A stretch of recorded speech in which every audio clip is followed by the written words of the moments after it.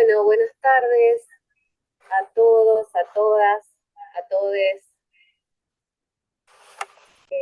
Si les parece, eh, ya vamos dando inicio. Este, bueno, darles la bienvenida primero desde el SADOP a esta propuesta, a este espacio de reflexión colectiva. Estos son espacios que son habituales en SADOP. En general los realizamos en nuestro Centro Político y Cultural El Solar de las Artes o en el Instituto del SADOP. Pero bueno, en esta ocasión lo vamos a hacer de esta manera, con la modalidad virtual. Justamente esta es una propuesta pensada y diseñada desde el Instituto de Capacitación que tiene el SADOP, y es un ciclo, tiene el formato de ciclo, también un ciclo de charlas, que lleva por título Discursos de Odio, una mirada desde el ámbito educativo. Es un ciclo pensado justamente para reflexionar sobre este escenario sociopolítico que estamos viviendo, un escenario preocupante, con muchas expresiones de violencia y de agresión, de estigmatización, y bueno, que de manera especial a la docencia nos tiene bastante preocupada. Y ni hablar desde el ámbito sindical, porque en estos momentos también desde el gobierno de Puyaro, el gobierno provincial, el sindicalismo en general es uno de los grandes destinatarios de estos discursos persecutorios y de estigmatización. Bueno, empezamos este ciclo hace un tiempito con la figura de Eduardo Rinesi, que nos ayudó, nos introdujo en la temática y nos ayudó a reflexionar sobre esto.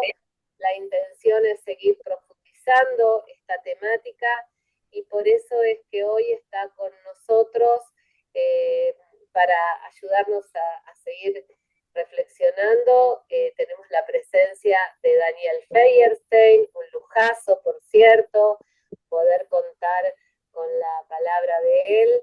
El sociólogo, es investigador, tiene muchos libros, mucho trabajo intelectual sobre estas temáticas. Así que para nosotros realmente es muy importante poder contar, Daniel, con tu palabra hoy en esta propuesta. Bienvenido, gracias por aceptar este convite. Y bueno, aquí estamos para compartir este espacio cuando quieras. Bueno, muchas gracias, gracias por la invitación. Una pena, lamento no poder estar ahí. Sé que insistieron mucho, pero no tenía manera esta vez. Un año muy complicado, con mucho viaje y demás, pero bueno, aunque sea, tenemos esta instancia. Y un poco la idea, yo había pensado tratar de ceñirme justamente al título del ciclo. Más allá de que la primera parte, esto es la idea de discursos de odio, a mí no me convence mucho ese concepto, y entonces un poco les voy a contar por qué, con lo cual vamos a mantener el tema, pero les voy a contar por qué yo lo pienso más que como discurso de odio, como la instrumentación política de las emociones. En este caso sería la instrumentación política del odio, pero que no pasa solo por una cuestión de discursos, ¿sí? Cuando uno piensa en discursos de odio, pareciera que si uso una palabra u otra palabra sería el eje de lo que estamos discutiendo, y yo creo que lo que estamos discutiendo es algo que es más profundo, que es más complejo, que es más grave para el caso, que es la instrumentación política de las emociones negativas, diría, porque todas las fuerzas tratan de instrumentar políticamente las emociones. El problema es cuando hay un intento de instrumentar políticamente nuestras peores emociones. Y esto es, el odio no es solo el odio de los demás, sino también el odio nuestro. Todos portamos esas emociones. Y la idea es ver, bueno, pensar un poco qué está pasando en ese sentido, una lógica más de largo plazo para después pensar el presente, y sí vincularlo, como planteaban en el ciclo, que me parece importante, sobre todo organizándolos de SADOP, en sus efectos en el ámbito educativo, ¿no? Y en esto que decía Cecilia me parece importante porque hay una serie de especificidades, primero de cómo se juega eso en un ámbito tan importante como la educación, pero además, como decías, también de un ataque que no nace con este gobierno, yo diría un ataque que tiene su historia, que tiene su tiempo, pero que se hace mucho más grave en el caso de este gobierno frente a la docencia y en particular frente a la representación sindical en general y a la representación sindical de la docencia en particular. Entonces la idea es ver si en una media horita un poco más podemos abordar esos temas para después poder abrirlo un poquito al intercambio que siempre se vuelve muy interesante, ¿no? La parte de donde poder charlar, donde poder pensarla, cómo lo ven ustedes también en su propia práctica, ¿no? Entonces decía, si el eje que vamos a ver es cómo se instrumentan políticamente esas emociones, y creo que el el primer movimiento político que fue capaz de instrumentar políticamente las emociones negativas han sido las experiencias fascistas en el mundo. En mediados del siglo XX, los casos emblemáticos de Italia o Alemania, pero después irradiando hacia otros lugares, Hungría, Rumania, incluso el caso español. Eh, y entonces el problema es que uno ve aparecer en este siglo XXI un proceso que tiene muchos puntos de contacto con esa novedad introducida en el siglo XX. Esto es la capacidad de movilizar lo peor de nosotros, ¿sí? Y eso peor de nosotros, por ahí algo importante para entender por qué se vuelve incluso más grave en el siglo XXI, es que eso peor que de nosotros, esas emociones negativas, que yo diría la más importante es el odio, pero podríamos decir también el resentimiento, la envidia, digo, todo aquello que nos corroe como lógicas, que expresan lo peor que tenemos dentro, fueron como limitadas, contenidas en el desarrollo civilizatorio a partir de todos los sistemas inhibitorios. ¿Sí? Esto es la capacidad de inhibir nuestra acción. Fue un elemento fundamental en el desarrollo civilizatorio, y yo diría en dos niveles, ¿sí? Por un lado, en un nivel, lo que podríamos, o se llama científicamente, un nivel filogenético, que es en el desarrollo de la especie humana.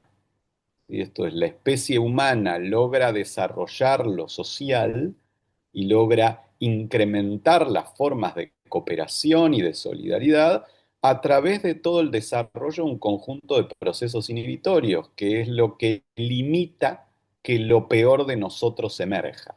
¿Sí? Y ahora por ahí les voy a dar algunos ejemplos para que se entienda de cómo juegan esas emociones inhibitorias.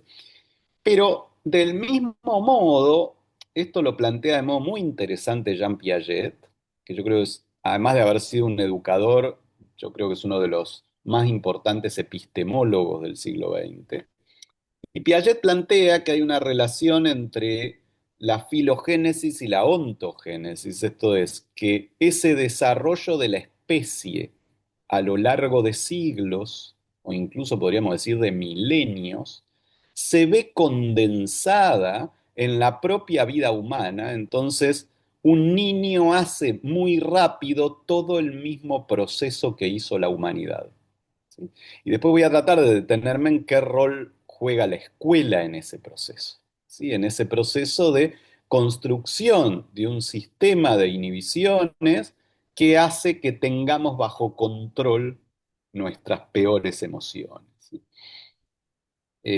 A ver, la idea les decía, pensar una secuencia, lo ha trabajado muy bien Silvia Bleichmar, esto a principios de los años 2000, que ella analiza como cuatro conceptos que se van articulando en ese desarrollo y complejización de las inhibiciones, ¿no? Dice, lo primero, lo más primario que aparece en un niño es el pudor.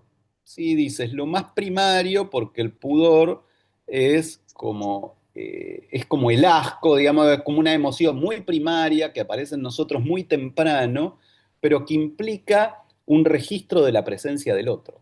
¿Sí? Cuando algo nos da pudor es porque incorporamos que hay otro al cual no todo lo que hacemos le es agradable. Entonces es ese momento de pasaje que está muy estudiado y es muy interesante, además de ser divertido en algún punto, entre ese momento inicial de la infancia, donde las propias heces de los niños son vistos como un producto propio que todo el mundo debiera alabar, ¿sí? Esta idea de regalar caca, ¿sí? Y donde la construcción gradual de que eso es algo que al otro le produce eh, desagrado, digamos, ¿no? Es la incorporación del otro a través del pudor, ¿sí? Que las heces no son algo que a todo el mundo le resulta agradable, ¿sí? Que por lo tanto es algo que debiéramos mantener en el plano de la privacidad.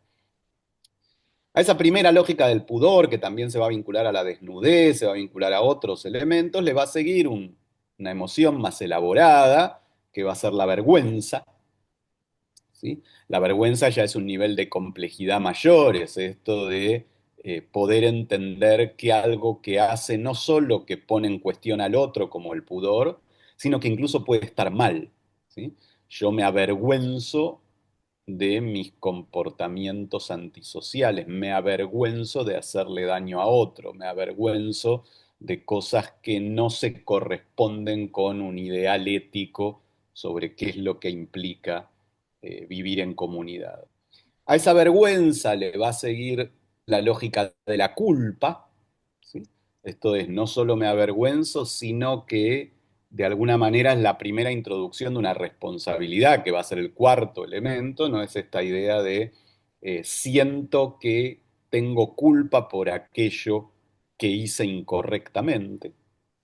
Y finalmente, Bleichmar plantea la llegada al momento más elaborado, que es el de la responsabilidad. Me hago cargo de aquello que hice mal e intento repararlo. Responsabilidad es dar una respuesta por aquello que hice mal. Con lo cual, se juega en esta lógica de intentar contener esas emociones negativas o cuando no las pude contener y surgen, hacerme cargo de las consecuencias de eso e intentar reparar las consecuencias de aquello que no pude controlar. Ahora, el aparato educativo a lo largo de la historia ha surgido mucho más tarde, digamos, este desarrollo tiene que ver con los primeros núcleos de socialización y el más importante va a ser la familia, pero podríamos decir que más allá de que existen ámbitos educativos desde muy temprano, desde la antigüedad, incluso antes, la institución escolar va a ser más propiamente moderna, va a tener 5 o 6 siglos, eh, y va a jugar un rol fundamental en ese proceso de desarrollo civilizatorio porque va a implicar esta doble cuestión, por un lado, o triple, diría cuestión, ¿no? Por un lado, la introducción o el reforzamiento de esos sistemas inhibitorios, por otro lado, el desarrollo del pensamiento crítico, ¿sí? La capacidad de poner en cuestión esos sistemas, pero desde la asunción de la necesidad de contener nuestras emociones negativas.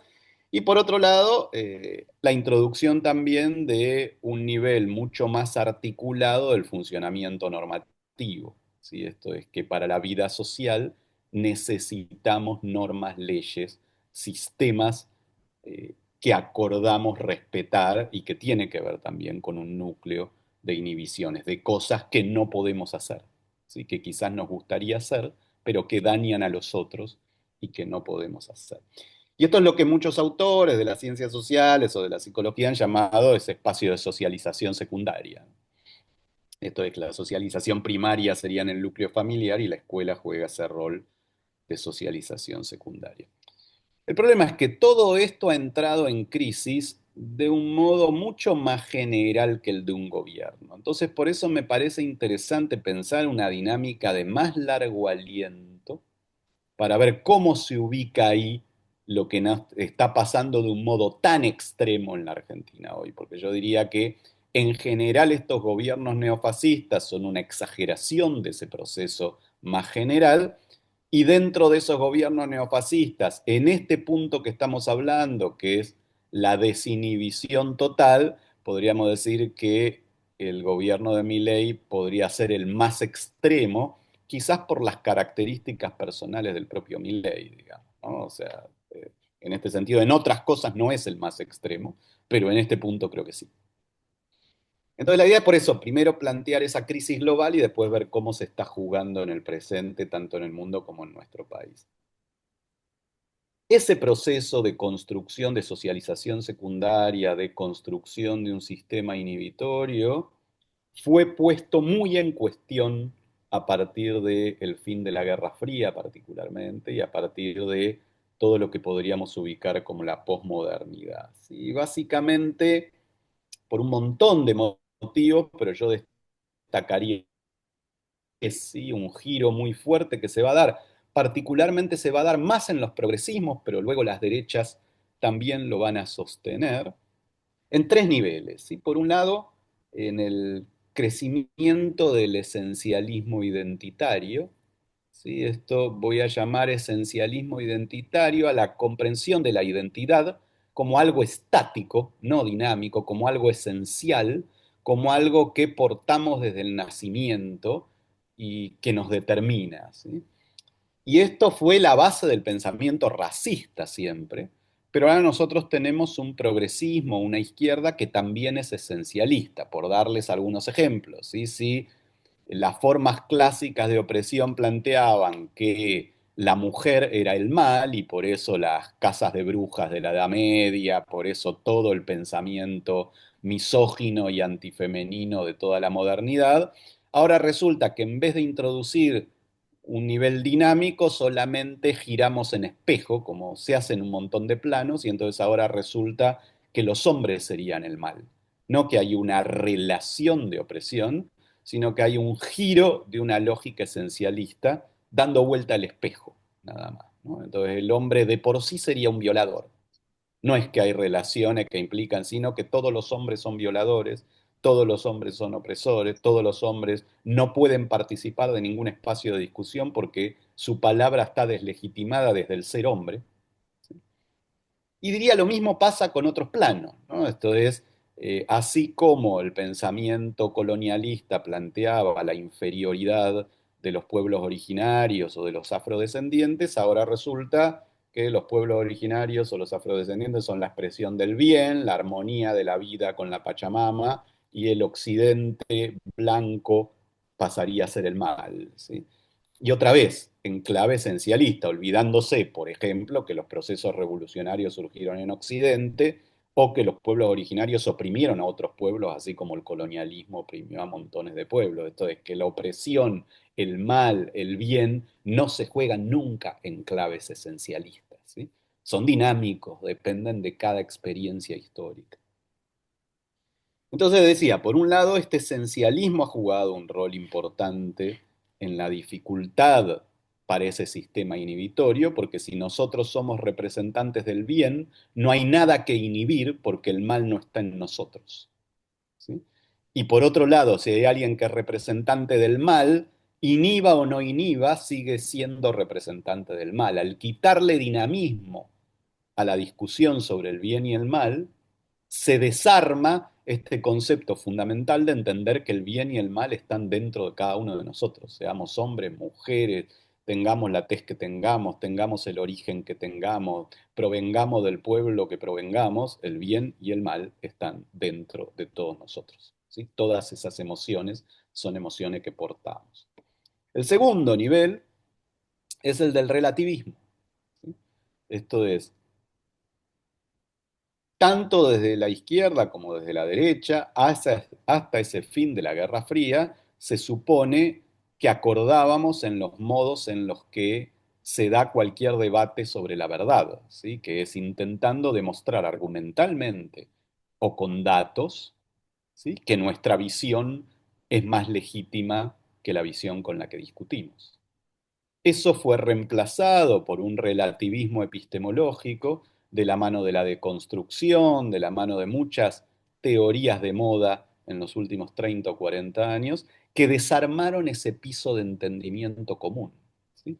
Que plantearon esta idea, esta horrible lectura de Nietzsche, que toma esa frase suelta de no hay hechos, solo interpretaciones, ¿sí? Y que entonces plantea esta idea de que no tenemos cómo saldar los desacuerdos.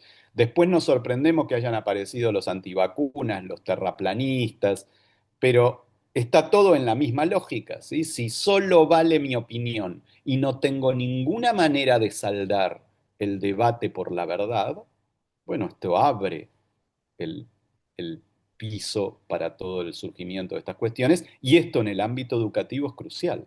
Esto es, entonces la palabra de cualquiera vale igual. La palabra del docente no tiene ninguna autoridad, es una opinión más, ¿sí? Estudiar algo 30 años o haber leído 2 segundos en Google es lo mismo, ¿sí? Son todas opiniones, me parece que, digamos, ¿no? Es el reinado del me parece que impide ninguna posibilidad de zanjar los desacuerdos. Y por último, creo que ha habido también una profunda crisis de autoridad, y esto en la escuela ha impactado con muchísima fuerza, por una mirada totalmente miope, a mi modo de ver, totalmente errónea, del rol de la norma.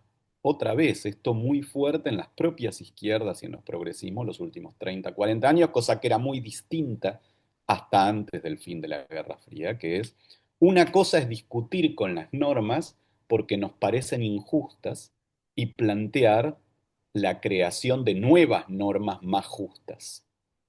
Esto siempre fue el planteo tanto de los movimientos revolucionarios como de los movimientos reformistas, ¿sí? La diferencia era el camino por el cual llegar a esas nuevas normas.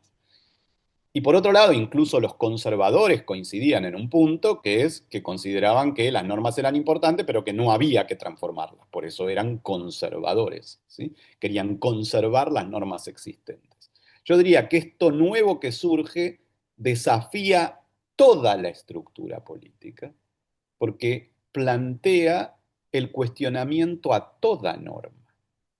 La discusión entre conservadores, reformistas y revolucionarios era cuáles eran las mejores normas para la vida colectiva, pero todos aceptaban la necesidad de un sistema normativo. Las lógicas críticas de construccionistas postmodernas han planteado la imposibilidad de toda norma, y fíjense qué loco que de ahí a viva la libertad carajo hay un paso, ¿sí? Esta idea de no es necesaria ninguna estructura normativa genera una imposibilidad de lazo social. Sin norma no hay funcionamiento colectivo. La idea de que yo puedo todo, que es la idea detrás de viva la libertad carajo, ¿sí?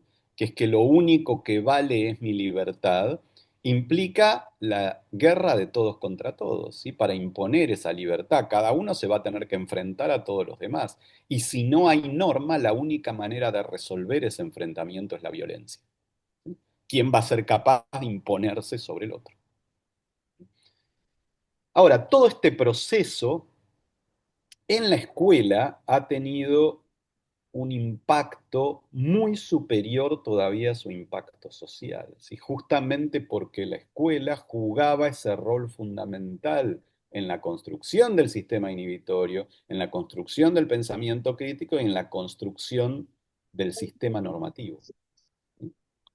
Y la escuela fue atacada por varios lados, y muy en particular la figura del docente, ¿sí? Primero hay un ataque que yo diría que es el más antiguo en la Argentina, que empieza en la dictadura, se reafirma en los 90, pero nunca se termina, y que ahora está sufriendo otro golpe tremendo en este gobierno, que es el ataque salarial.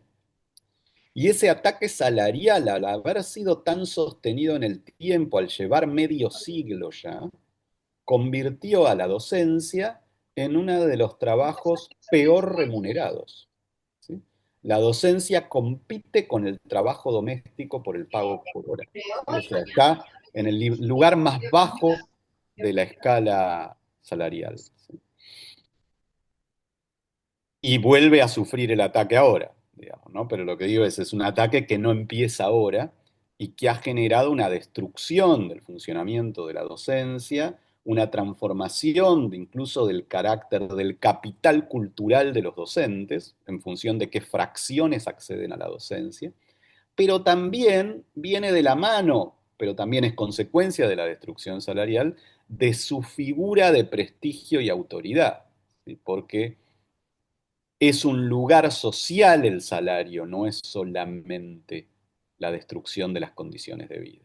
¿Sí? Y entonces decir que la tarea docente vale menos que cualquier otra tarea es la importancia que se le está asignando.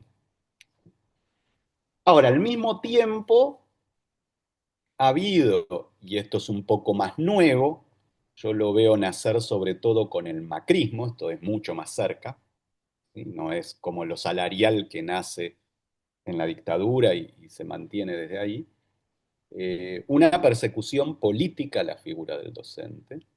En el macrismo nace con mucha fuerza ante el caso de la desaparición de Santiago Maldonado, y seguro recordarán los sumarios que se empiezan a hacer, la idea de empezar a perseguir a aquellos docentes que sacaban el tema de la desaparición de Santiago Maldonado en la clase, toda esta idea del adoctrinamiento como una forma de perseguir a la posibilidad de desarrollo del pensamiento crítico en la clase. Y después una persecución que también nace en el macrismo, más específica frente al rol sindical docente. Yo recuerdo que tomó mucha fuerza en la figura de Baradel, que los ataques continúan hasta hoy, pero Baradel como expresión del sindicalismo docente, ¿sí? Y con esta idea que creo que igual vale la pena poner sobre la mesa, pero que no tiene nada que ver con este proceso de estigmatización, pero igual vale la pena poner sobre la mesa porque quizás lo favorece, lo ayuda, que es quizás la falta de adecuación de los gremios docentes para pensar la especificidad de la función docente y lo que implica en relación a las medidas de fuerza. ¿Sí? Esto es que parte de la destrucción de la docencia pública primaria y secundaria en los años 90 tuvo que ver que la huelga como única medida de lucha del gremio docente generó el deterioro del nivel y las condiciones de la educación pública y en realidad fue una herramienta que colaboró con transformar a la educación primaria y secundaria privada en una educación de mayor nivel que la pública, cosa que hasta los 90 era exactamente al revés. Y esto es lo que ahora con este gobierno se intenta volver a producir para la educación universitaria, que es el único plano donde todavía la pública sigue siendo en términos generales mucho mejor que la privada, ¿sí? Donde la idea es poder producir ese quiebre que en los 90 se produjo entre la educación pública y privada en la primaria y secundaria. Por eso es interesante charlarlo con ustedes que son SADOP, que son el gremio que agrupa en general a los docentes de la educación privada, por lo general del ámbito primario y secundario, que hoy sí claramente es un ámbito considerado de mayor nivel que el ámbito público, pero producto de ese proceso de destrucción de los 90 y que no tiene tanto que ver con una remuneración mucho mejor. Esto de los docentes privados en general no ganan más que los docentes públicos, pero sin embargo tienen un sistema de castigos a esa lógica de las medidas de fuerza que termina generando que el sistema funcione mejor. Y entonces hay que preguntarse que si tu medida de fuerza destruye tu propio espacio de trabajo, quizás no es la mejor medida de fuerza, ¿sí? Pero eso quizás da para otro debate. Y por último, pero me parece en algún punto lo más relevante en términos de los problemas que nos interesan, más allá de que lo salarial y la persecución política es súper relevante, es que también ha habido un ataque a la figura de autoridad del docente en cuanto a su capacidad de socialización, al respeto por la figura del docente. Y que eso es interesante porque apareció en el ámbito privado primero, pero ahora se trasladó al ámbito público. En el ámbito privado yo recuerdo que hacia los 90, pero más bien hacia los 2000 recién, hacia los primeros 2000, empieza a aparecer esta cosa de el estudiante que le dice al docente yo te pago el sueldo, ¿sí? Vos no me podés poner límites, no me podés exigir, no me podés poner sanción, no me podés, porque yo soy el que te paga, mi papá es el que te paga el sueldo.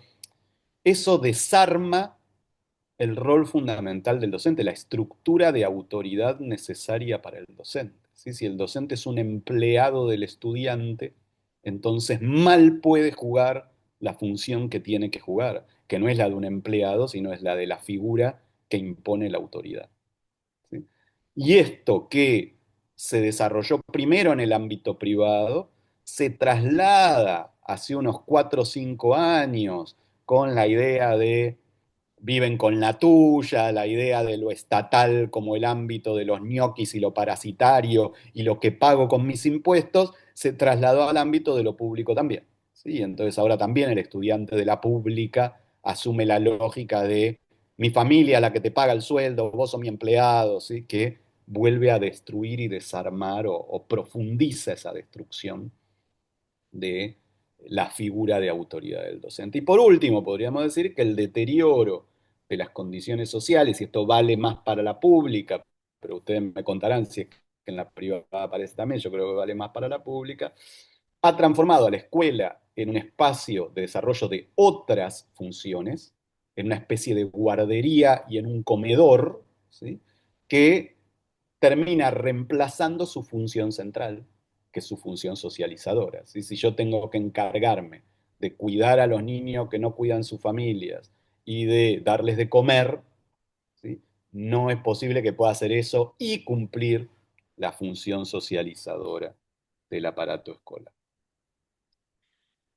Entonces, todo esto podríamos decir que se vio amplificado en el ámbito educativo, procesos que yo decía que se van dando más a nivel general. Y ese proceso tiene que ver con la destrucción general de esos sistemas inhibitorios y cómo eso irradia en el ámbito educativo, que era un poco lo que más me interesaba discutir con ustedes y por eso voy a cerrar con eso, que es que esta destrucción general de los sistemas inhibitorios yo la veo aparecer en nuestro país, primero de la mano del periodismo, esto es, aparece primero a través del periodismo, yo diría muy a comienzos de los años 2000, la usina más importante fue el grupo Haddad, que surge en ese momento, y el grupo Haddad es el espacio donde se forman muchos de los comunicadores actuales, Babi Echecopar, Eduardo Feynman, Antonio Lage, entre otros, van a nacer en ese grupo,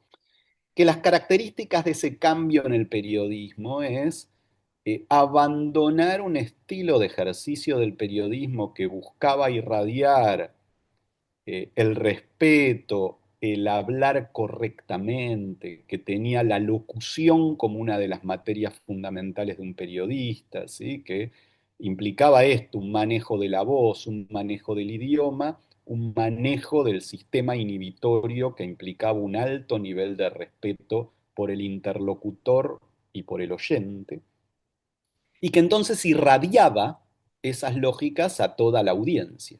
¿Sí? Y esto es interesante porque esto pasaba en todo el espectro ideológico. ¿Sí? Uno podría tomar los comunicadores más de izquierda o los más de derecha, y estos elementos eran parte de su tarea profesional. ¿Sí? Estoy pensando quizás en el programa más importante de la derecha de aquellos años, que fue el que hacían Neustadt y Grondona, después sigue Grondona solo, y ese programa era terrible ideológicamente, pero a nivel de las formas era tremendamente respetuoso, como todo el periodismo, de el tiempo de la palabra, la forma de adjetivación, el cómo, el tipo de lenguaje utilizado e incluso la locución. ¿No? Esto es cómo hablo, con qué términos, cómo me dirijo a los demás, cómo respeto la palabra del otro. Entonces, bueno, la cuestión estaba dada en lo que decían y en a quién invitaban, pero en todos aquellos a quienes invitaban, que era muy amplio, había un respeto después, podían invitar 7 contra 1, digamos, pero tenía ese estilo. El grupo Haddad eh, hace un giro en esto, que es introducir los soez, el insulto, el maltrato, el morcilleo en cámara, la falta de profesionalidad, la falta de cuidado. Y acá me mencionaban a la nata en los comentarios y es interesante, Oscar Sena pone, te olvidaste de la nata, no, ya iba a llegar, porque, porque lo interesante es que ese grupo Haddad va a irradiar a gran parte del periodismo, porque como logra rating, va a lograr que periodistas que provenían del primer registro, de ese registro más profesional y respetuoso, al que corresponde la nata, pero entre tantos otros, ¿sí? Van a transformarse, ¿sí? Se van a transformar en periodistas más parecidos al estilo Haddad, ¿sí? Esto es, la transformación de la nata no solo fue ideológica, porque creo que no fue tan grande ideológicamente, porque él siempre había sido un liberal, sino que su transformación central fue más bien instrumental, tuvo que ver con el modo de hacer periodismo. Y diría, no es solo Nanata, ese modelo Haddad va a irradiar a todo el periodismo y otra vez, tanto por derecha como por izquierda, porque yo creo que el periodismo que hace C5N es muy parecido al que hace TN, y es muy parecido al que hace la Nata, y es muy parecido al que hace Haddad. Es con el signo contrario, pero es lo mismo. Hashtag Macri basura. Todos pongamos, es al nivel de insulto, de maltrato, de repetición, de mala adjetivación, de un uso pobre del lenguaje, del nivel de los insultos, los soez, va a ser común, más allá de que la dirección ideológica sea contraria.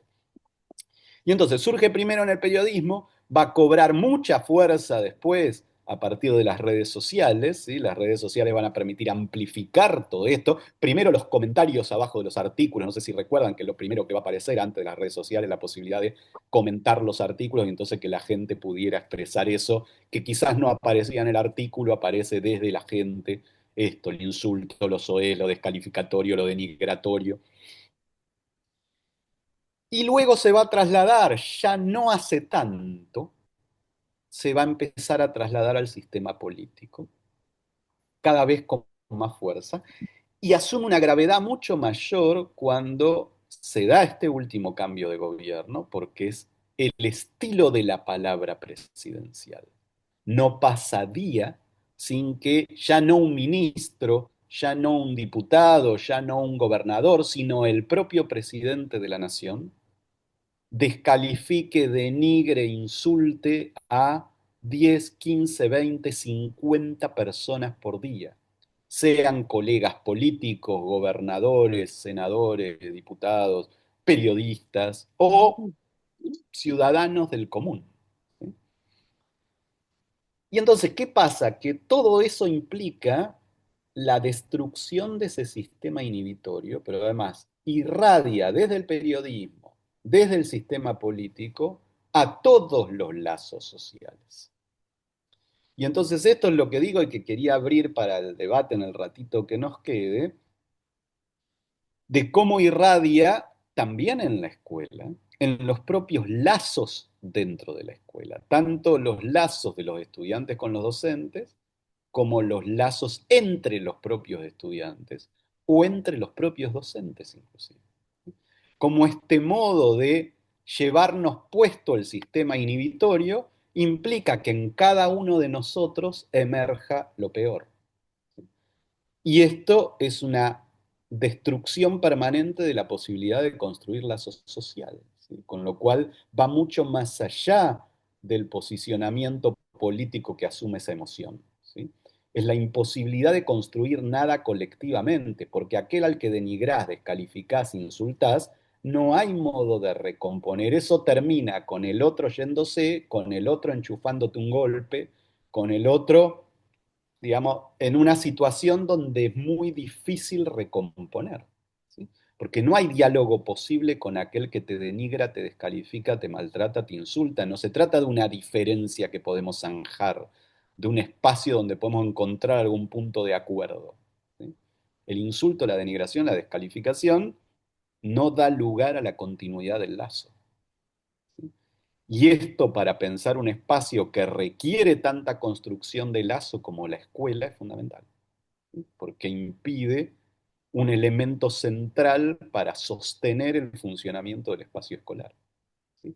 Y es muy difícil, y por eso la pregunta a ustedes también, ¿no? O sea, ¿cómo lo manejan? Porque es muy difícil tratar de imponer, de enseñar un lazo que requiere sistemas de inhibición cuando ves que las figuras que te representan no lo respetan, no se contienen. Entonces, si vos tenés personas en los medios o en el espacio político, incluso a nivel presidencial, insultando, descalificando y denigrando todo el tiempo, ¿por qué no lo vas a poder hacer vos? Digamos, ¿no? O sea, ¿por qué vos no reproducirías ese formato? Y esto es lo que creo uno de los mayores desafíos hoy para el campo educativo. ¿Sí? Cómo reconstituir, cómo intentar recomponer un sistema inhibitorio y la construcción de las sociales que está, por un lado, ideológicamente denigrado, no solo por la derecha, por la izquierda también. ¿Sí? Pareciera que de la mano de la autoayuda todas las inhibiciones son malas. Tenemos que liberarnos y dejar que fluya todo y ser auténticos con nosotros mismos e insultar a todo aquel que se nos cante. ¿Sí? Por otro lado, figuras que irradian desde todos lados ese modo de comportamiento. ¿Sí? Y entonces digo, bueno, ¿cómo sostenemos esa función? Al mismo tiempo de la destrucción salarial, del ataque político y del ataque a la figura y al rol de autoridad y de socialización, ¿no? Bueno, hasta ahí algunas de mis preocupaciones, aportes y problemas por ahí para pensar colectivamente lo que creo que es uno de los mayores desafíos del ámbito educativo en el presente en relación a esto que ustedes llamaban discursos de odio y que yo creo que es más complejo y más profundo y que tiene que ver con esta instrumentación política de emociones como el odio. Pero bueno, hasta acá mi parte y tenemos una media horita para el intercambio.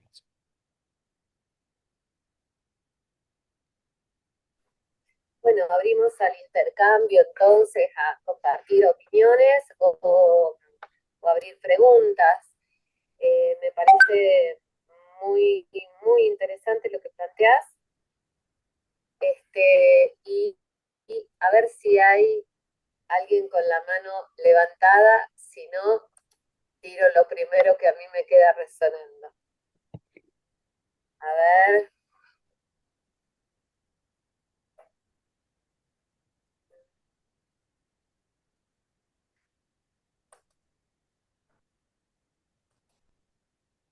Cuesta el primero siempre.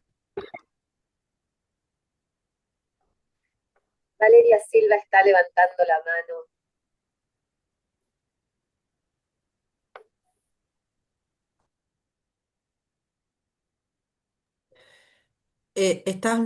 Habilitate el audio, vale.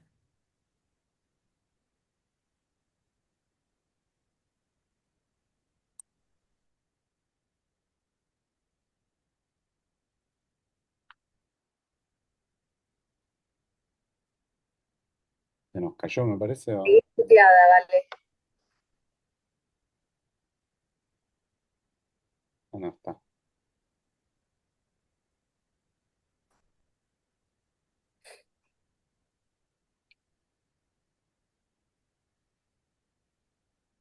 Por ahí abajo el microfonito. Ahí está, Ahí, ahí ahí está, estoy. ahí está. Perfecto. Yo me quedé pensando en esto último que vos decías y pienso que también está dentro de todo esto que vos decís, la incapacidad que tienen, pienso yo, sobre todo en los jóvenes, tengo hijos jóvenes, ya no adolescentes, de registrar el dolor del otro, la angustia del otro, ¿viste? Como que solamente lo veo en los amigos y algunos sectores del entorno de mis hijos que solamente registran sus sensaciones y no pueden registrar lo que ellos mismos generan. Eh, es esa falta de registro que hay, como que si todo fuera más o menos un juego, el Counter o esos juegos donde vos podés matar, insultar, decir cosas, pero no pasa nada. y después salen del juego y es más complejo y no terminan muchos jóvenes de registrar ese momento, me parece a mí. No sé si vos lo has analizado. Y está buenísimo esto que planteas, Valeria. Está buenísimo. Yo diría que hay como tres niveles de esto que decís de la falta de registro, ¿no? Hay un libro precioso que analiza dos de esos tres niveles que se llama Generación Ansiosa, no sé si lo conocen, de Jonathan Haidt, que es un libro actual del año pasado, es muy bueno para pensar dos niveles. Voy con los tres niveles, ¿no? El primero es esto que decías cuando decías lo de Counter, que puede ser cualquier juego, videojuego, cualquier espacio digital, que es la pérdida de la noción del cuerpo, ¿sí? Que es que la crianza de los jóvenes, la última década, diría quizás un poco más, pero no mucho más, ha tenido que ver con un retiro del cuerpo, ¿sí? Por lo menos en sectores medios, medio altos, por eso es interesante que aparezca más en escuelas privadas, en sectores populares quizás un poco distinto, es que esa crianza en la calle, en el recreo, en las instancias de encuentro corporal, va desapareciendo y es una relación con el mundo que está cada vez más mediada por lo digital y entonces, como decís, al no haber cuerpo, es difícil el registro en general, no solo el registro del dolor, sino cualquier nivel de registro del otro, incluso el registro del propio dolor, porque no está el propio cuerpo tampoco en juego. No se pone en juego, no se lastima, no tiene esta exposición al mundo, ¿sí? Que implica lo que era el juego clásico, que involucraba mucho al cuerpo.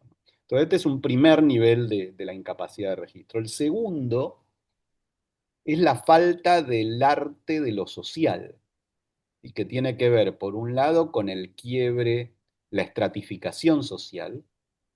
Antes la mayoría de los pibes iban a escuela pública y en esa escuela pública se encontraban sectores muy distintos. Entonces aparecía un arte de lo social que tenía que ver, por un lado, con ese encuentro corporal, pero por otro lado, con el encuentro con aquellos que son muy distintos.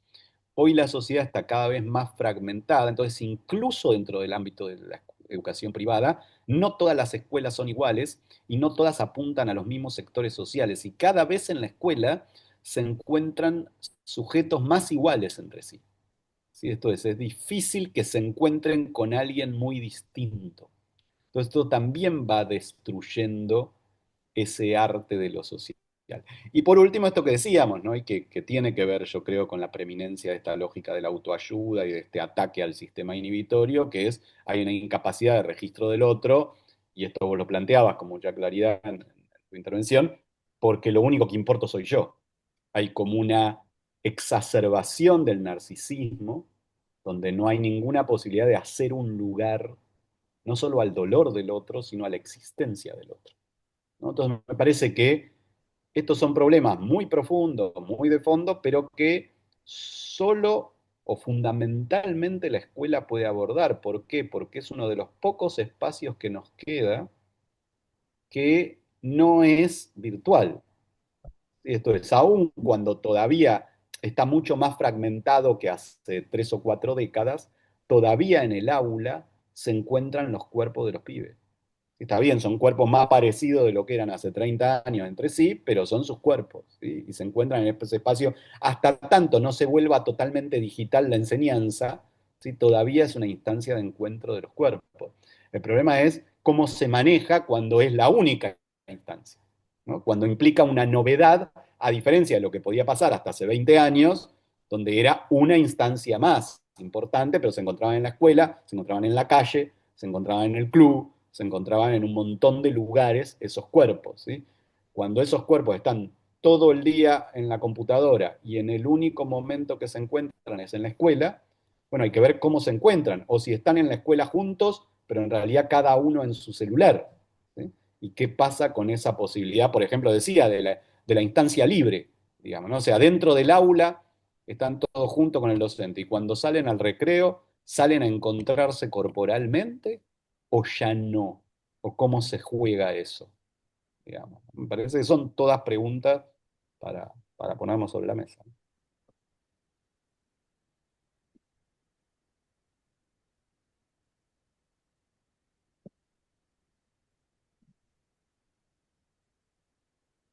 yo un comentario que me quedó resonando y que un poco también tiene que ver con esto que decía Valeria, eh, y que tiene que ver con esta exacerbación de lo individual y este desmerecimiento o desvalorización de estos espacios de socialización donde la escuela de por sí es la gran referente, ¿no? Dentro del proceso de educación-aprendizaje de las niñeces y la adolescencia, bueno, eh, pensando en esos primeros espacios de socialización, bueno, este tiempo y esta nueva cultura de alguna manera está poniendo una desvalorización muy importante dentro de justamente esos espacios reales de socialización donde aprendemos a convivir, a compartir y a organizarnos, ¿no? Aprender juntos y a compartir esto de los espacios comunes, ¿no? Y bueno, y me preguntaba si esto en verdad no es no tiene cada vez más explícita esa intención de reconfigurar las relaciones sociales, ¿no? Esa destrucción de los lugares emblemáticos de socialización, bueno, va de la mano no solo con estos discursos y este ejercicio simbólico, como vos decías, no es solo lo discursivo, sino también todo lo simbólico que agravia y que desestima todo lo que tenga que ver con lo común, con la organización, con los espacios colectivos, intentando justamente fragmentar, dividir, aislar. Bueno, y la escuela entra justamente a ser uno de los espacios más cuestionados también. Y la forma de fragilizar eso es justamente desde los trabajadores, ¿no? Las trabajadoras de la educación, para expulsar también del sistema, del engranaje de trabajo, porque cada vez son menos los jóvenes que quieren trabajar con lo poco que se gana y con la cantidad de cuestiones amenazantes que aparecen para la docencia en general. Bueno, si esta reconfiguración de las relaciones sociales tan parecida a aquella reconfiguración que la dictadura quería implementar, bueno, no tiene que ver con esto, con ir de a poco avanzando sobre los espacios clásicos, llamémosle, de nuestra sociedad y sobre todo nuestras sociedades más latinoamericanas, ¿no? Donde estos espacios comunes nos hacen convivir y fortalecer esos lazos y las idiosincrasias de los lugares, ¿no? Sí, Cecilia, yo comparto totalmente, solo agregaría dos, tres cosas, ¿no? Me parece que así como en lo que hace a la situación política, la integridad de los cuerpos, del momento de la dictadura es mucho peor a la actual, en esto que vos estás diciendo es mucho peor el momento actual, porque la diferencia son todos estos procesos que describía que en los 70 no habían ocurrido. Entonces, en los 70 había una persecución política sobre la figura de ciertos docentes, sobre la figura de aquellos docentes en particular que estimulaban el pensamiento crítico, pero no sobre el rol del docente como figura. Mientras que en el momento actual hay algo mucho más grave, que no es solamente la persecución a tal cual docente, que también la hay, como decíamos en la experiencia del macrismo, e incluso hoy, sino que hay una deslegitimación y destrucción de la figura del docente en general. Y entonces me parece que ahí hay una necesidad de reconstrucción que pasa por la reconstrucción de esa figura y que pasa por los propios docentes, pasa por el diálogo con las familias, pasa por la defensa sindical, que no solo debiera ser la del salario, sino que eso es parte de las condiciones de trabajo, esa figura del docente, y pasa por el diálogo con las autoridades escolares. Así que es importante que esto sea ratificado ante las familias por la autoridad. Si el docente no logra recuperar su función, es muy difícil que pueda cumplir su rol. En el sentido de decir, si cualquier pibe puede salir a plantear cualquier cosa de cualquier docente y se siente con la capacidad y la autoridad de poner en cuestión todo el tiempo, eso no es pensamiento crítico, eso es la imposibilidad de un sistema mínimo de norma de funcionamiento de la clase. Que no quiere decir que si después hay un docente que es muy autoritario, o que ese sistema es injusto, o que maltrata a los pibes, bueno, podrá haber una rebelión de la clase frente a eso específico, pero donde lo que se pone en cuestión no es algún sistema normativo, sino cómo funcionan esas normas en esa clase específica. Yo creo que lo que está en cuestión es la capacidad de imponer un sistema de normas. Y si el docente no tiene esa posibilidad y no es respaldado por su autoridad, por su sindicato en la posibilidad de imponer ese sistema de normas, entonces no hay manera de que el espacio escolar funcione. ¿Sí? Porque hay una simetría que es importante recuperar, ¿sí? Que no puede ser total, pero es asimetría. No es igual la función del estudiante que la del docente, así como no es igual la de un padre que la de un hijo. Yo siempre planteo que parte de la psicosis contemporánea tiene que ver con esa lógica de yo más que un padre soy un amigo. No, el amigo es otra cosa. Un padre es un padre, no es un amigo. Un amigo no tiene la capacidad de imponer una cantidad de cosas que un padre tiene que imponer. ¿Sí? En la lógica docente es lo mismo. Un docente es un docente, no es un pibe más, digamos, no es un docente. Eso también le genera un montón de responsabilidades, ¿sí? Hay cosas que los pibes pueden hacer y el docente no, justamente porque es el docente. Pero así como eso, hay una cantidad de cosas que impone el docente. Eso a nosotros, digo a nosotros entendido en un sentido muy amplio, el progresismo, las izquierdas, se nos ha obturado, dificultado los últimos 30, 40 años, una mala lectura de la dictadura que generó como una imposibilidad de imponer autoridad, ninguna forma de autoridad. Y un docente que no impone ninguna forma de autoridad no puede construir el espacio necesario para la clase, que requiere ciertas normas de funcionamiento de la clase. Y esas normas existen porque las plantea el docente, que el curso se va a manejar de tal manera. Y si son muy injustas, bueno, no un alumno, no la familia de un alumno porque paga, el conjunto del aula planteará esa injusticia y se discutirá que quizás esas normas no son las mejores y tendrían que ser estas otras, digamos, ¿no? Porque bueno, docentes sádicos, docentes autoritarios, por supuesto que existen, y está bien que los pibes puedan rebelarse ante eso, pero eso no es el patrón, digamos, ¿no? El patrón es que tiene que haber algún sistema de funcionamiento justo, con las formas de efectuar las quejas necesarias ante cualquier injusticia que ocurra en ese sistema, pero tiene que haber un sistema de funcionamiento, ¿no? Me parece que esto es algo que hemos perdido mucho, digamos, ¿no? En esta crítica que viene de, me parece, una mala lectura de la dictadura, pero de toda autoridad como autoritarismo, que hace que en esta igualación mentirosa, como si el docente fuera un estudiante más y todos discutimos como iguales todo, bueno, te habilita tanto el relativismo como la caída del sistema inhibitorio. ¿Qué es esto? El docente es docente porque se supone que tiene cosas para transmitir. Por algo es el docente. No es una opinión más ni un estudiante más.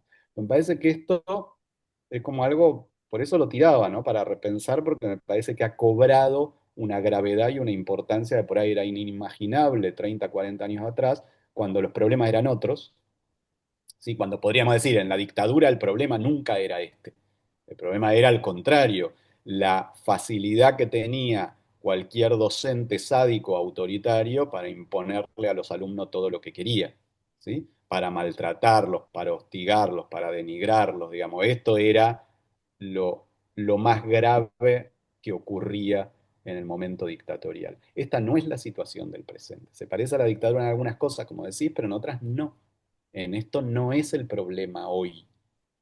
El problema hoy es más bien lo contrario, un docente atemorizado. Es muy buena en ese sentido el segundo capítulo de la serie Adolescencia, que me parece una serie maravillosa para pensar estos temas, que es en el segundo capítulo, no sé si recuerdan, algunos si la vieron, es una escuela, y es una escuela donde no hay un solo adulto dispuesto a imponer nada. Y entonces es una destrucción total de los pibes unos contra otros porque están todos temerosos, pero lógicamente temerosos, porque cualquier docente que imponga algo puede tener un sumario, puede ser acusado de no sé qué. Entonces, ¿cuál es la respuesta más sencilla? Hacerse el boludo con todo, dejar que todas las cosas pasen y no intervenir.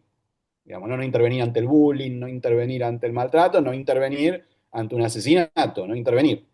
Digamos, ¿no? Porque si el docente interviene, tiene costo, porque parece que el docente no tiene ninguna capacidad de imponer nada, ¿no? Digo, bueno, esto es un tema que tenemos que abordar como el problema central contemporáneo, porque además esto no es solo un problema para la escuela, esto irradia en el lazo social y se transforma en un problema social, al no poder incorporarse en el ámbito de socialización secundaria que es la escuela.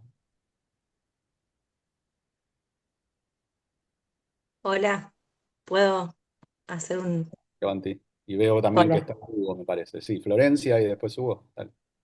Bien, ¿qué tal? Bueno, yo soy docente, tengo horas titulares en privada, pero también trabajo en pública. Y me parece interesante todo esto porque creo que esta realidad de crueldad, digamos, que se vive, es también lo que lleva a la exacerbación de lo que se conoce como bullying. Y lo digo porque lo vengo trabajando con mis estudiantes. Yo tengo horas de formación ética, entonces, bueno, básicamente, digamos, me permite ampliamente trabajar estos temas. Y ves un montón de estas cuestiones de la no hay un registro, esto que se decía, no hay un registro de que del otro lado hay una persona que le repercute todo lo que uno puede llegar a decir, digamos. Eh, Pasa más terriblemente en las redes sociales, pero en las escuelas también sucede, digamos. Y esto que vos marcabas recién, Daniel, de tener el compromiso, digamos, que parece que a veces se castiga al docente que tiene el compromiso de tratar de trabajar estos temas, modificar, habilitar la voz. La verdad que cuando uno se compromete, y más allá de pagar ese precio, digamos, se compromete y lo hace, digamos, de parte de los pibes y de las pibas, recibís un montón de cosas eh, que se pueden llegar a pensar con ellos y con ellas para tratar de problematizar estas situaciones. Yo siento que que esta habilitación desde las altas autoridades, digamos, bueno, desde la presidencia, a estos discursos tan terribles, digamos, tan deshumanizantes, también habilita al resto de la sociedad a que se comunique así. Y la escuela es una caja de resonancia. Los pibes y las pibas no salen de un huevo, digamos. Tenés familias atrás que repiten ese tipo, porque uno en la escuela hace un montón de trabajo para tratar de sacar el negro de mierda, el puto, todas esas cosas que escuchamos permanentemente y que como hoy en día, a mí no se me ocurría cuando iba al secundario decir delante de un docente ese tipo de cosas, ni por asomo, ni una mala palabra, pero ahora parece que está todo habilitado, digamos. Entonces, los docentes también, el 80% del tiempo estamos educando en lo actitudinal más que en lo académico, digamos, más que la transmisión de lo académico. Pero a mí me sirvió muchísimo trabajar y es un tema que les reprendió a los chicos de segundo año, de escuela secundaria, el tema de cómo puede surgir una experiencia como el nazismo, cómo pueden surgir una experiencia así totalitaria, digamos, o de odio. Y se reprendieron los chicos. Yo trabajé a partir de una película que no la conocía y que gracias justo al manual que estábamos trabajando la conocí, que es la película La Ola. No sé si la han visto. Bien, los chicos se prendieron un montón y dio para desarmar el tema de la manipulación de las masas, el tema de los líderes, problematizar un montón el tema de los líderes y los discursos que eh, se pueden manipular. Y la verdad es que, y a la par también trabajamos en el tema del bullying, y tanto de los chicos y de las chicas como de las familias, he recibido, bueno, mucha gratitud porque pudieron poner en palabra un montón de cosas que venían sucediéndole. Yo creo que va bastante de la mano el tema de estos discursos, digamos, de odio con el tema del bullying, porque es como que se borran todas esas barreras inhibitorias y se olvida de que detrás hay una persona, digamos, que no es un objeto, digamos, que hay una persona. Pero bueno, eso, quería sumar, digamos, esa mirada, eh, porque los chicos, como vos decís, y que se ve también en la serie la adolescencia, los chicos se están criando con pantallas. Ya no hay un padre o una madre presente porque obviamente el padre y la madre están trabajando o por cualquier otra cuestión. Pero los chicos se crean en pantallas que les muestran una realidad o discursos espantosos. Entonces, yo creo que la escuela es fundamental para tratar de problematizar esas cuestiones e intentar por lo menos cambiar esas cosas. No sé qué pensamos Dale, los demás. ahí vamos. Tengo un par de cositas, pero le damos primero que había pedido Hugo la palabra y ahí les contesto a los dos. Dale.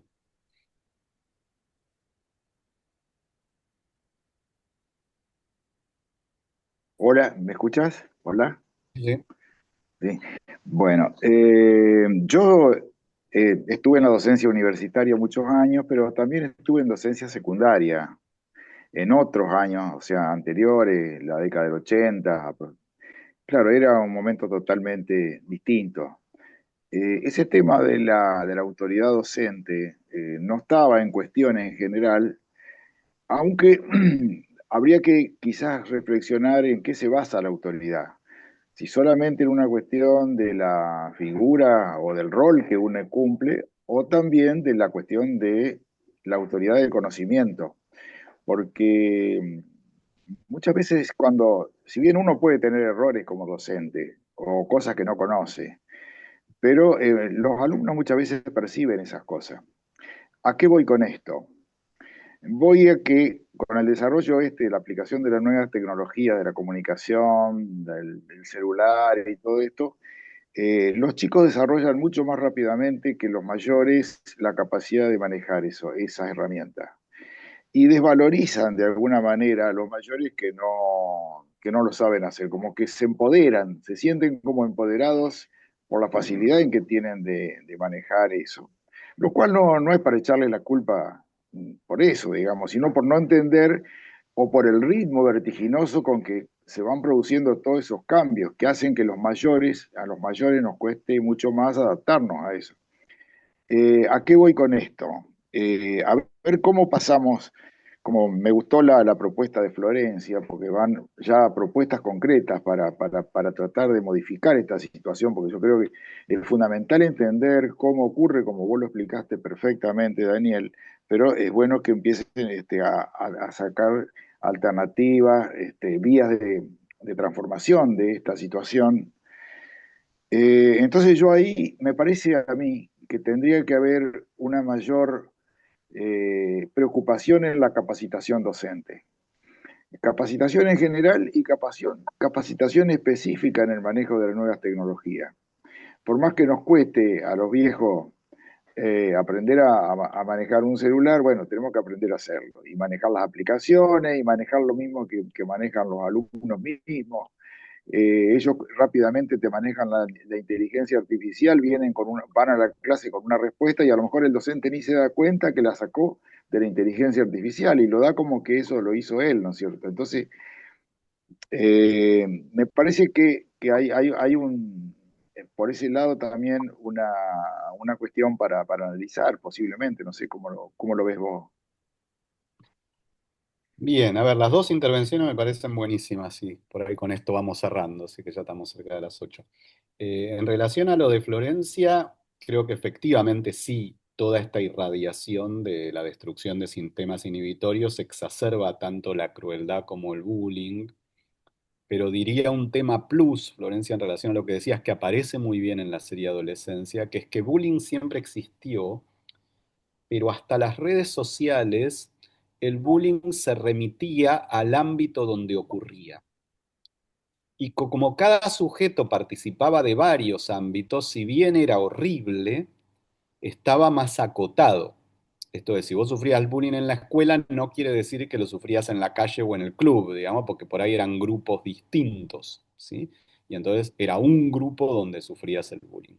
Lo que ha generado las redes sociales es que tu identidad es una sola, y entonces cuando el bullying se expresa, o sea, pasa del ámbito del cuerpo al ámbito de las redes, te inunda todo tu sistema de relaciones. ¿Sí? Y entonces es mucho más demoledor, porque no hay ningún lugar donde podés escapar. No es que es el rol que jugaste en ese grupo social, sino que quedás reducido a esa figura a la que le hacen bullying, y me parece que eso lo vuelve muchísimo más grave. ¿Sí? Eh, y por otro lado, comentar que me parecía interesante que yo vengo hace unos años trabajando, que me invitan, ya van dos invitaciones, una hace muy poquito, en mayo de este año, con la gente del Tríptico de la Infancia en Rosario, que es interesante, pues sé que hubo una experiencia en Santa Fe también parecida, más allá de que no tiene toda la historia de lo que tuvo esa experiencia en Rosario. Y es muy interesante porque muestra otro elemento que también está presente, pero en este caso para bien, que estaba presente en el caso que vos mencionabas, Florencia, por ejemplo, de la ola, que es que las prácticas sociales se irradian mucho. Entonces, no solo se irradian las malas, sino también las buenas. Y que, por ejemplo, en un espacio como el Tríptico de la Infancia, lo que contaban mucho los guías, los operadores, y es muy interesante porque ratifica muchos elementos de psicología, es que de pronto ahí los pibes y las familias se comportaban de un modo que en general no se comportan. ¿Por qué? Porque como muchos padres habían sido niños que participaron de esa experiencia y como esa experiencia tiene ciertas características de cómo funciona, ¿sí? Había como una presión social hacia aquel padre nuevo que trataba de imponer el individualismo en ese lugar. Por ejemplo, me quiero llevar el producto de mi trabajo porque yo pagué para... que de pronto ni siquiera hace tanta falta que los propios guías impongan la norma, aunque a veces lo tienen que hacer, sino que incluso el propio grupo las impone, pero las impone solo ahí adentro, que es acá se funciona así. Pero eso es muy interesante porque muestra que si uno logra en la escuela imponer un sistema normativo determinado que valore otras cosas, eso se va reforzando año a año y va generando una irradiación de las emociones positivas, así como las emociones negativas se irradian, las positivas también. Y aun cuando vos tengas todo un contexto presidencial, político, periodístico que irradia emociones negativas, bueno, si en un ámbito específico hay una irradiación de emociones positivas, eso juega un rol, afectando a los nuevos, a los demás, ¿sí? Entonces digo, para pensar esto que pedía Hugo, que es como nuevas alternativas, ¿no? Y en relación a lo que decías, Hugo, dos o tres cosas. Primero, comparto, y hasta ahí lo de esa idea de en qué se basa la autoridad. Yo creo que hay una parte que se construye, pero hay una parte que es el propio rol, ¿sí? Lo mismo que decía con respecto a un padre. Hay una parte de la autoridad que es docente, ¿sí? Y ese es docente no tiene que ver, por supuesto que si no sabe nada va a generar una crisis, pero la crisis es posterior. Inicialmente hay una construcción de que juega ese rol. Y ese rol no tiene que ver solo con cuánto sabe, porque a veces lo que sabe tiene que ver con cómo vivir, con cómo establecer lazos, no es solamente lo que sabe en función del conocimiento que tiene de su disciplina. ¿Sí? Ahora, está muy bien esto otro que planteabas, que es el rol de las nuevas tecnologías, y que ahí hay un desafío enorme. Yo creo que el sentido del espacio educativo cambió con las nuevas tecnologías, que es cierto que el conocimiento enciclopédico dejó de tener sentido. ¿Sí? Aprender cosas de memoria que vos encontrás en 2 segundos googleando, deja de tener mucho sentido. ¿Sí? Pero hay una función nueva que antes no era tan importante y que hoy es fundamental, que es la función de discriminación. Que es decir, vos buscás y todo está al mismo nivel. o incluso la inteligencia artificial inventa mucho. Hay cosas muy buenas que hace y hay otras cuando no sabe o cuando no encuentra, inventa. ¿Sí? La capacidad de distinguir, de chequear, no utilizarla, sino aprender a utilizarla. Y entonces de pronto aprender a chequear es parte central de las funciones docentes hoy, que es cómo uno distingue en una búsqueda de Google lo que tiene valor de lo que no lo tiene. Cómo uno aprende a chequear lo que le manda la inteligencia artificial. A ver si todos los elementos que pone son correctos o si empezó a morcillear en algunas cosas que la inteligencia artificial hace, digamos, ¿no? Entonces, me parece que esto sí es un desafío de capacitación, que no es solo aprender a utilizar ciertas redes, sino aprender lo más importante, que es lo que los pibes no tienen, que no es la parte técnica, sino en la parte más profunda de cómo distinguir en ese universo informativo lo que es más valioso de lo que es menos valioso, lo que es, digo, montones de cosas fundamentales. Por ejemplo, que los punto algo de los sitios significan cosas y le dan valores distintos. Que no es lo mismo un punto edu que un punto com, que es comercial, que un punto gov, que es gubernamental, ¿sí? Que esto hace a la calidad de la información que uno encuentra. ¿Sí? Pero me parece que ahí hay como cuestiones súper interesantes que no van a cambiar esto otro que decías, que no tiene por qué ser algo malo en la educación, que efectivamente en las nuevas herramientas los pibes van a estar más capacitados que los docentes. Y hay que asumirlo y reconocerlo, no hay que tratar de superarlo porque es una carrera que no vas a ganar nunca como docente y que tampoco tendrías que ganar. Digamos, o sea, el pibe está más capacitado en lo que es más nuevo, porque lo recibió antes, porque es nativo de esa tecnología, cosa que los que somos más grandes no, pero nosotros tenemos herramientas que ellos no.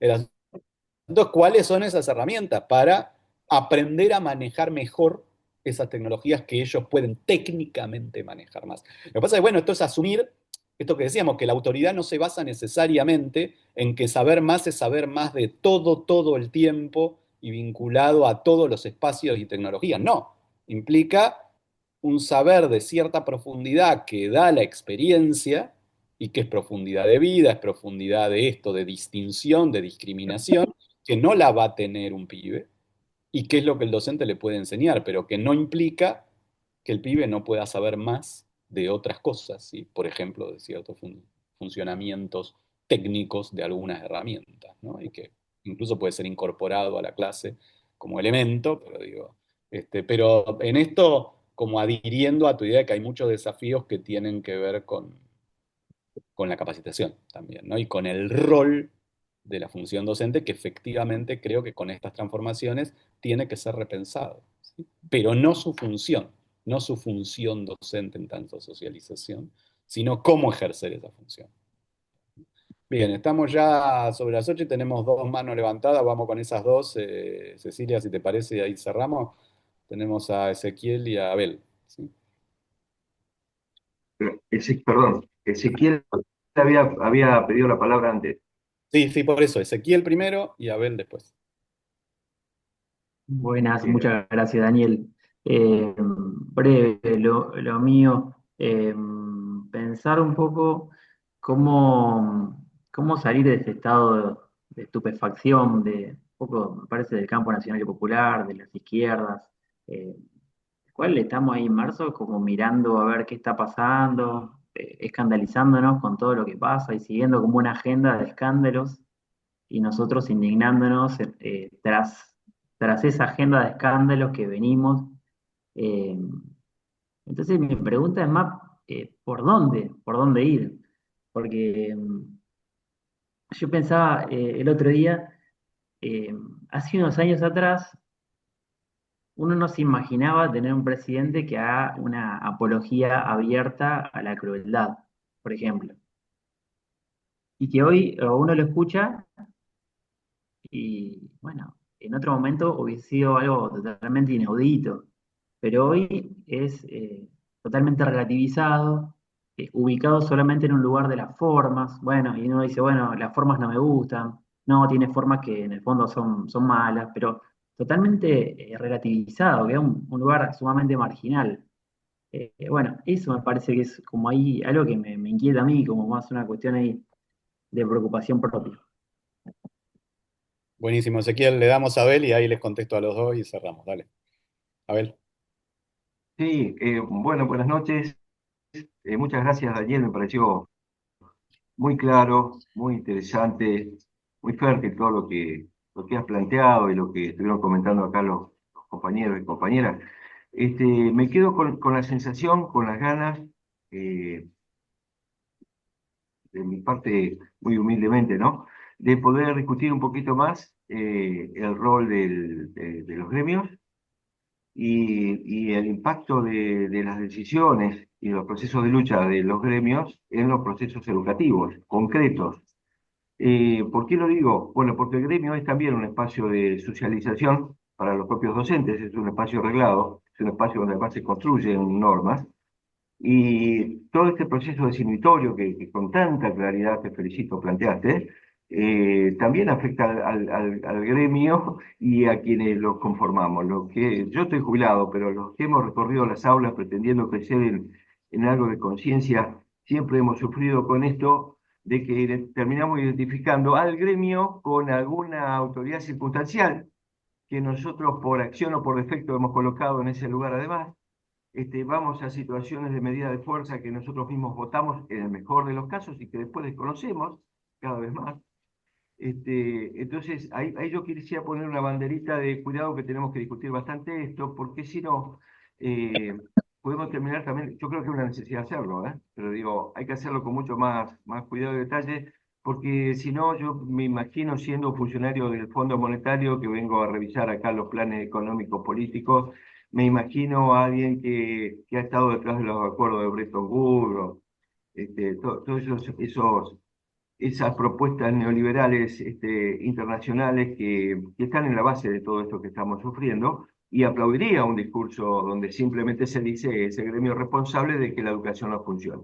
Lo segundo que quisiera decir también es que esto de que funciona, ¿no? Yo me animo a poner en crisis, no digo que no sea totalmente así, pero en crisis, esta idea de que en las instituciones donde no se realizan paros o medidas de fuerza, la educación funciona mejor. Porque entonces, ¿qué estamos teniendo por educación? Por lo menos como generalización, ¿no? Me quedan esas dos inquietudes, pero ojalá algún día lo podamos conversar más, con más detalle. Creo que pensar que una institución educativa funciona mejor porque hay más horas de clase, bueno, es la experiencia esta que estamos viviendo en Santa Fe, sin más ni menos, donde se nos está persiguiendo no solo salarialmente, sino con todas las formas que vos señalaste, estigmatizándonos, los medios de comunicación pagos todos los meses publican la cantidad de docentes que cobran, el premio. Y bueno, y nosotros también tenemos que tener la posibilidad de socializar de una manera tal que digamos, en este espacio que socializa a todos, no podemos socializar en la servidumbre. Y bueno, y es un enorme desafío, ¿verdad? Y bueno, muchas veces en esas escuelas donde hay más clases, porque hay mecanismos de control, por un lado, yo me resisto a encuadrar una cuestión educativa dentro de, o encuadrarla o reducirla a los mecanismos de control que puedan sostenerla, ¿no?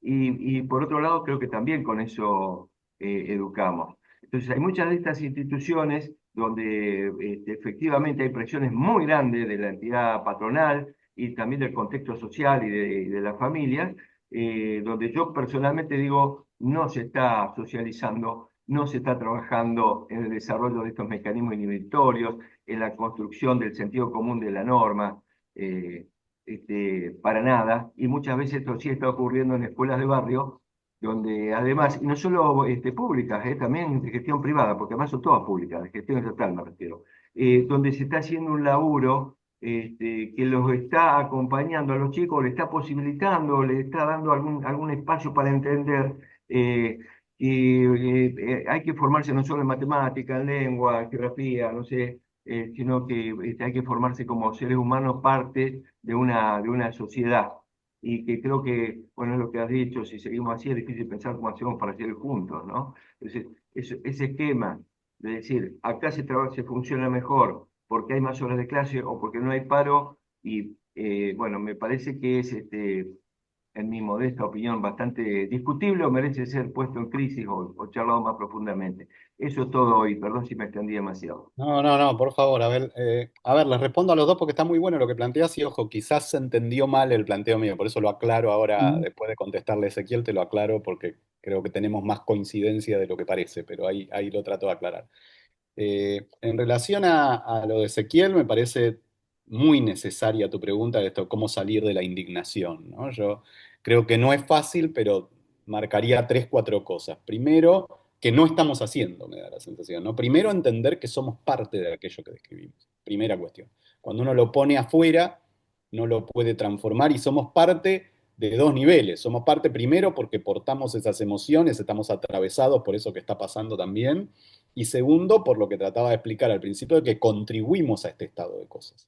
Nosotros mismos hemos desarrollado formas esencialistas, formas relativistas, hemos destruido la propia posibilidad y figura de la autoridad, entonces tenemos una responsabilidad en este estado de cosas. Y en un segundo nivel también creo que tenemos una responsabilidad en esto que decías, que es que la crueldad muchas veces es una respuesta a la hipocresía. ¿Sí?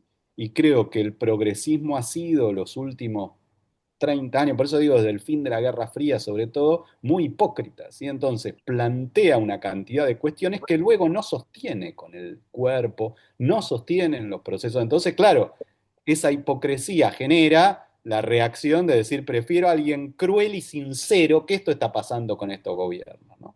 Que alguien que parece amoroso, pero es mentiroso.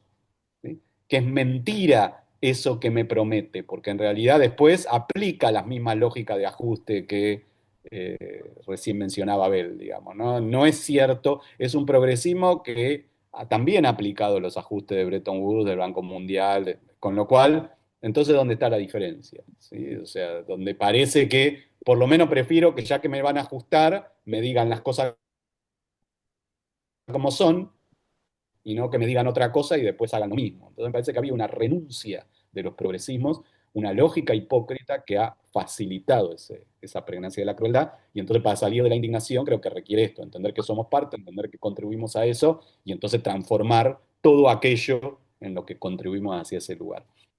Y te respondo, Abel, porque me parece que es súper importante el tema que planteás, yo lo tiré por encima y por ahí por eso se entendió mal, en el sentido que no es que yo estaba cuestionando la lucha gremial en un contexto de destrucción que estaba describiendo y que ese contexto de destrucción tuvo que ver con lo salarial, con lo político y con la destrucción de la figura docente. Y a eso había que resistirlo. Lo que estoy diciendo es que las formas elegidas, sobre todo en los 90 y por eso digo ahora cómo nos interpela otra vez para no repetir el error, las formas elegidas en los 90 para enfrentarlo terminaron siendo fallidas porque no entendimos la especificidad del trabajo docente. Y entonces, sobre todo, no solo ni tanto la huelga, sino el tipo de huelga, porque una cosa es una huelga por tiempo indeterminado o la toma del espacio escolar, o digo, cosas que realmente obligan a las familias y a la sociedad, si bien son medidas muy radicalizadas, obligan a enfrentar el problema. Y otra cosa fue la medida en general elegida, que son estos paros parciales de 24, 48, a veces 72 horas, que lo único que han implicado es ir destruyendo ese espacio escolar, ¿sí? Colaborar en la destrucción, ¿no? Dice, ¿lo destruyeron los paros? No, ahí estoy de acuerdo con vos, lo destruyó la destrucción de infraestructura, la destrucción salarial, la destrucción de la figura del docente, la persecución política de algunos docentes, pero esa medida de lucha, en lugar de luchar contra eso, terminó haciendo más grave ese proceso, porque no entendió qué es esto que a diferencia de un espacio fabril, a diferencia de un espacio productivo, la docencia produce ese modo de socialización y de construcción con los estudiantes. Entonces, abandonarlo como forma de lucha es un problema.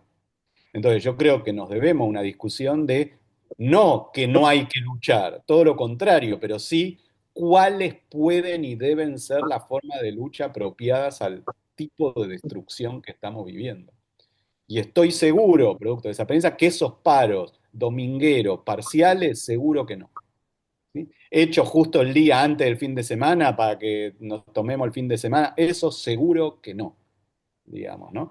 Que no quiere decir por eso que no haya otras formas de paro o que no haya otra forma de lucha que no sean el paro, digamos, ¿no? Que es lo que hay que poner sobre la mesa y empezar a pensar cómo analizar esa especificidad de la función docente desde el ámbito sindical en la articulación de las formas de lucha. Lo que pasa es que, como decía, no lo puede hacer solo el sindicato.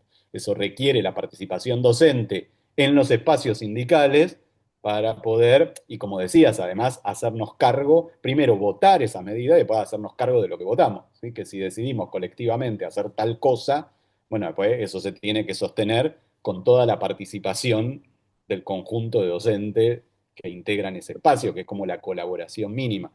Por eso digo, bueno, como decía, no lo podemos hablar en un ratito, pero sí coincidimos ambos, me parece que es un tema crucial a abordar y como decía, que el propio gremio está afectado por los procesos sociales que describíamos también y por esta dificultad para la construcción colectiva, el propio gremio y el propio colectivo docente, digamos, ¿no? Para entender qué es un gremio, cómo un gremio en realidad es la representación que nos damos todos, no tal o cual dirigente, y cómo requiere de la participación de todos y el compromiso de todos en aquella discusión de las medidas que vamos a abordar y después sostén de esas medidas que acordamos votar y abordar, digamos, ¿no? Pero me parece, bueno, son espacios cruciales de discusión que nos debemos, ¿no? Que me parece que no se agotan en un ratito, pero sí comparto la importancia de ese debate, justamente por el nivel de destrucción que estamos viviendo,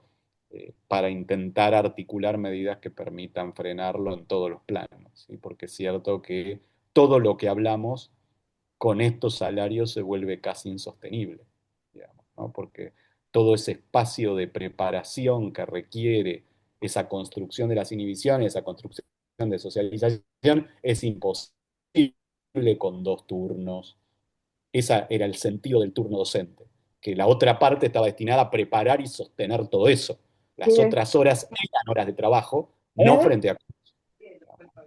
Cuando Muy eso se bien transforma en que eso. todas tus horas posibles son horas frente a curso, no tenés cuándo repensar, analizar, producir, preparar, construir todo esto que tenés que construir. Y eso implica que por eso para mí el reclamo salarial docente no puede ser un 10 o un 20 o un 25%. O sea, el salario docente ha sido tan destruido que requiere mínimamente duplicarse o triplicarse para empezar a volver a los momentos previos a esta destrucción de medio siglo, que implica tener el tiempo mínimo necesario para ejercer la función docente como hay que ejercerla. Y después sí, la exigencia de que ese docente cumpla todo eso que debe cumplir, ¿no? Pero bueno, en un punto nos excede, pero me parece un debate fundamental. Así que bueno, no sé, Cecilia, Mirta, cómo lo ven, pero me parece que siendo 8:10 podemos ir cerrando. Bueno, sí, realmente más que ir cerrando, han quedado abiertas un montón de aristas para seguir discutiendo y pensando. Creo que es muy rico todo lo que se ha planteado y creo que no hace más que poner la mirada sobre nosotros mismos como colectivo y también recorriendo un poco la herencia de historias de lucha, vernos que en este campo popular o del progresismo, como vos decís, no somos exentos de todas las tensiones que nos hace como Ahí voy, hijo. históricos, ¿no? Ya Que termino. vamos configurándonos en esas tensiones y que estamos pensando no todo el tiempo esto de las nuevas formas de lucha y sí, claro, hoy están interpeladas y ni te digo aquí en Santa Fe con esto que Abel también señalaba en relación a las medidas extorsivas que se nos van imponiendo y bueno, y es revisarnos todo el tiempo y creo que esas tensiones hacen también que por ahí algunas cosas quizás desde sin estar trabajando en el mundo docente o en el aula puedan ser vistas quizás como más desde afuera por quienes no estamos, ¿no? En el quienes no están en el ámbito docente y poco entendidas, ¿no? Digo, estas cuestiones de las estrategias de lucha, que obviamente muchas veces tienen contradicciones y bueno, y que hay que irlas repensando. Creo que ahí hay mucho también para hablar desde la acción sindical. Pero bueno, es un momento difícil, un momento en que estamos muy problematizados y problematizadas, y defendiendo las banderas estas del campo popular y de las luchas históricas que venimos dando para un país con una educación que nos pueda hacer un pueblo, ese pueblo que soñamos y que queremos. Así que gracias por todo esto que se ha abierto, con la posibilidad para seguir conversando y seguramente, ¿por qué no?, presencialmente en algún momento, Daniel, poder seguir compartiendo. Ojalá, ojalá. Y a los compañeros y compañeras invitar y renovar esta invitación para seguir participando del ciclo. Gracias, Daniel, por este momento y bueno, seguiremos conversando sobre todo esto que se ha planteado. Muchas gracias. Si vos querés agregar algo.